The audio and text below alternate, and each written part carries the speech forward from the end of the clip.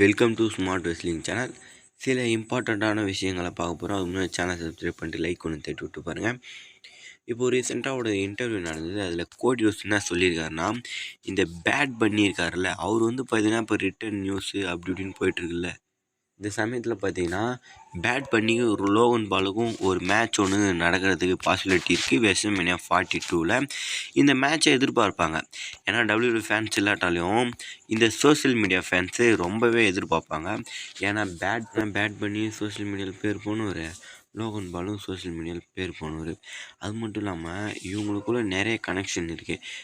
ரெண்டு பேருமே பார்த்திங்கன்னா பாடி கீடி அதில் பார்த்திங்கன்னா ஒரே மாதிரி தான் இருப்பாங்க. ஆனால் வேறு இது.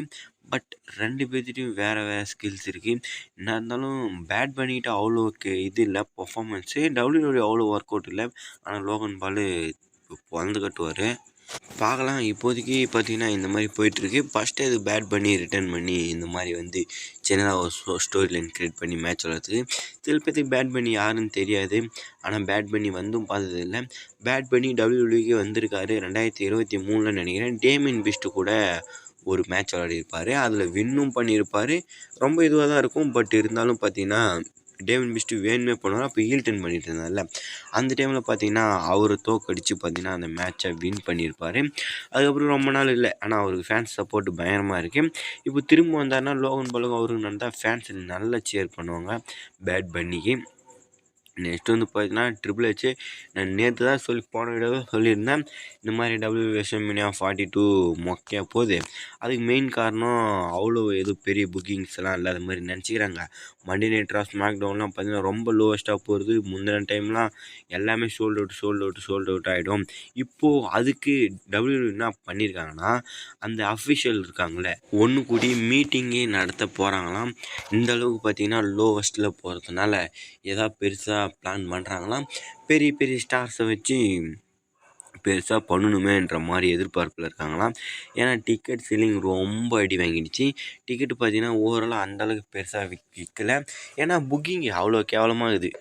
தமிழெல்லாம் குந்தரை கூப்பிட்டு வந்து கெரியர் கில்லர்னு சொல்லிட்டு அத்தனை பேர்த்த பெரிய பெரிய ஆளுங்களை ரிட்டையர் பண்ண வைக்கிறீங்க. அதெல்லாம் நல்லா இருக்காடா? உங்களுக்கே ஒரு மனசாட்சி இருக்காடா? என்ன சொல்கிறது? மனுஷன் தான்டா நீங்களா அப்படின்ற மாதிரி தோணுது. இந்த மாதிரி நிறைய இடத்துல தப்பு பண்ணுறாங்க. ஏஜே ஸ்டைலாக தான் அந்தமாரி சிம்பிளாக முடிச்சு விட்றது. என்னமோ ஆக மொத்தம் ஒன்று பண்ணானுங்க. ரோமனுக்கும் பங்குக்கும் மேட்ச்சு பண்ணி அதில் டிக்கெட் வாரிலான்னு பார்த்தானுங்க. ஆனால் அதுவும் பார்த்திங்கன்னா இன்னும் விற்கலை.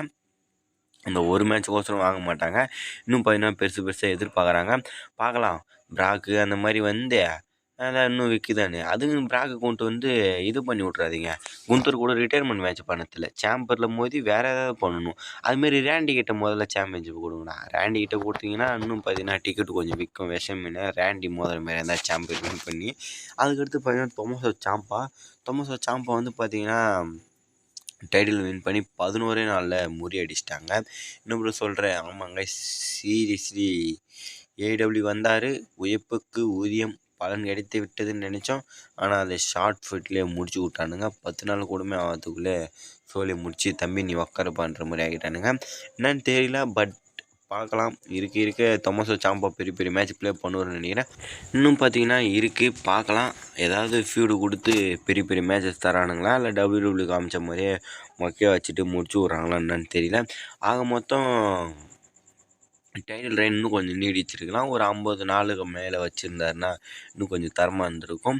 அவ்வளோதான், விட்டு தள்ளுங்க. பார்க்கலாம் அதுக்கடுத்து என்னென்ன நடக்குது தலைவன் லைஃப்பில். நெக்ஸ்ட் வந்து பார்த்தீங்கன்னா பீஸ்டின் கார்னர் பிராக் லெஸ்னரு. அண்ட் கைஸ் சொன்ன மாதிரி தான் இந்த 3 விஷயங்கள் எதோ நடக்க போகுதுன்னு சொன்னாங்களே பிராக் லெஸ்னர் வரத்துக்கு. ஒன்று சொல்லிட்டேன், சாம்பரில் இருந்தால் நல்லாயிருக்குன்னு. இன்னொன்று குந்தர் கூட ரிட்டையர்மெண்ட் மேட்ச்சு, அது பார்த்திங்கன்னா நடக்கக்கூடாது. அது இல்லாமல் இன்னொன்று பார்த்திங்கன்னா இந்த ஒபாஃபெமி பிராக் லெஸ்னர் வருவார். அங்கே பார்த்திங்கன்னா ஒபாஃபெமி இன்டர்ஃபயர் பண்ணுவார்.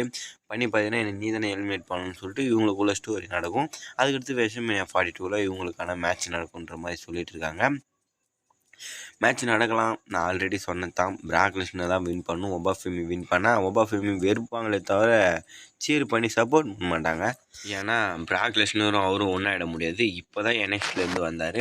அவருக்கு இன்னும் தேவையானதெல்லாம் நிறைய இருக்குது. அவ்வளோதான் கைஸ். வீடியோ சேனல் சப்ஸ்கிரைப் பண்ணிட்டு லைக் ஒன்று தட்டி விட்டு பாருங்கள். வேறு ஏதாவது சூப்பர் ஸ்டார் பற்றி அப்டேட் நியூஸஸ் வேணால் மறக்காமல் பார்த்தீங்கன்னா கமெண்ட் பண்ணுங்கள். நெக்ஸ்ட் ஒரு தலைமுறை செஞ்சுக்கலாம். ஆல்ரெடி நம்ம சேனல் நிறைய வீடியோ இருக்கும், போய் பார்த்துக்கோங்க. தரமான அப்டேட்டாக இருக்கும்.